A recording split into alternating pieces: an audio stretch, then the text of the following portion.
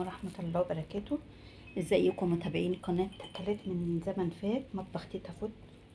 النهاردة هوريكم ازاي نعمل من ازازة الشربات دي حاجة جميلة اوي هتعجبكم. لو عندك حبة قشر فستق او قشر سوداني هتنشفيه، هتلونيه الاول.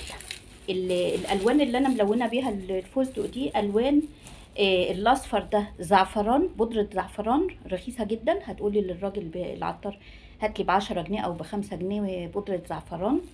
ودي برضو بودره زعفران برضو رخيصه ب10 جنيه، هيديك حبه كتير.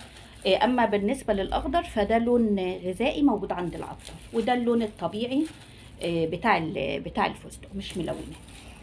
ولو قشر سوداني برضو هتعمليه بنفس الطريقه دي بنفس الالوان. انا ده حبه قشر فستق لونتهم، وبعد ما لونتهم يا اما تحطيهم في الشمس ينشفوا يا اما تحطيهم في الميكروويف بتاعك ينشفوا. اي حاجه من الحاجات دي هتنشف. دي بقى ازازه شربات خلصت وانا غسلتها ونشفتها من جوه. هعبي فيها القشر الفستق ده زي ما انتم شايفين كده.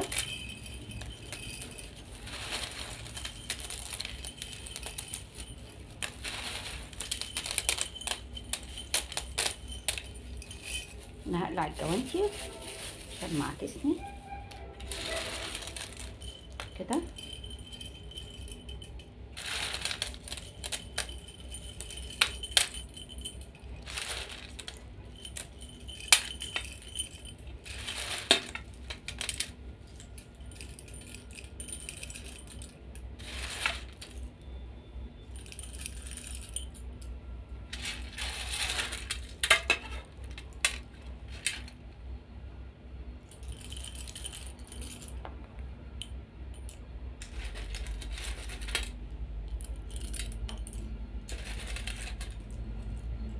اهو زي ما انتم شايفين كده، دول اخر حبه.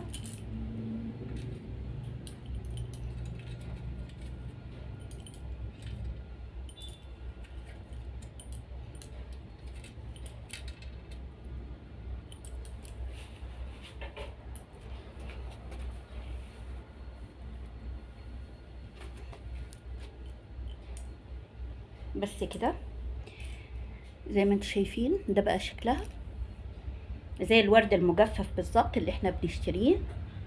وبعد كده لو عندك شويه ورد بقى او اي حاجه هتحطيهم فيها بالطريقه دي كده اهو.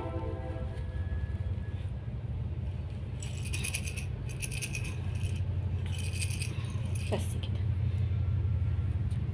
وادي شكل الفازه بالطريقه دي كده.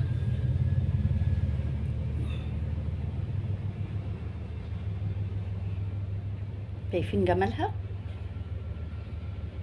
القشر من بعيد زي الورد المجفف بالظبط، ولايق طبعا مع اللون الابيض اللي في الورد. فكره جميله وبسيطه، اتمنى ان انتي تجربيها، وما تنسيش اللايك والشير والاشتراك في القناه.